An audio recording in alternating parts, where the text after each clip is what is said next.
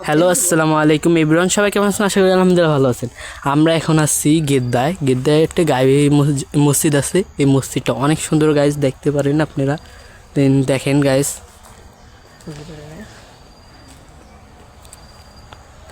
It's everyone, আমরা মসজিদের ভিতরে ঢুকছি। দেখেন গাইজ, মসজিদটা অনেক সুন্দর।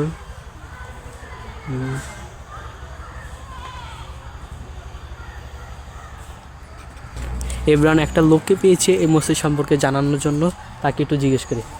ভাই আসসালামু আলাইকুম। ভাইয়া, এই মসজিদটা তো আপনি তো এই এলাকায় থাকেন তো? হ্যাঁ। এই মসজিদ সম্পর্কে একটু বলতে পারবেন আমাদেরকে বিস্তারিত, একটু সংক্ষিপ্ততে? আচ্ছা, যা জানি তাই বলবো। ওকে ভাই, বলেন। আসসালামু আলাইকুম।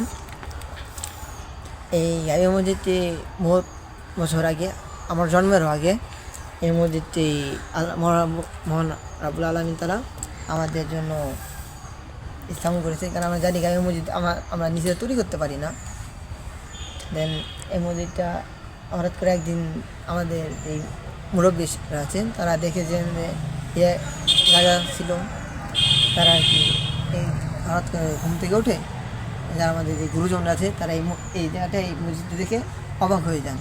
তারপর তারা এলাকার যেসব গুরুজনরা আছে তাদেরকে, আমাদের যেই এলাকার যেই মানে সাহেবরা আছেন, তাদেরকে ডাক দিয়ে মসজিদটাকে ভালো করে বানিয়েছেন। তারা এখন মসজিদটাকে আরও সুন্দর করেছেন, আপনারা জানেন, দেখতে পাচ্ছেন।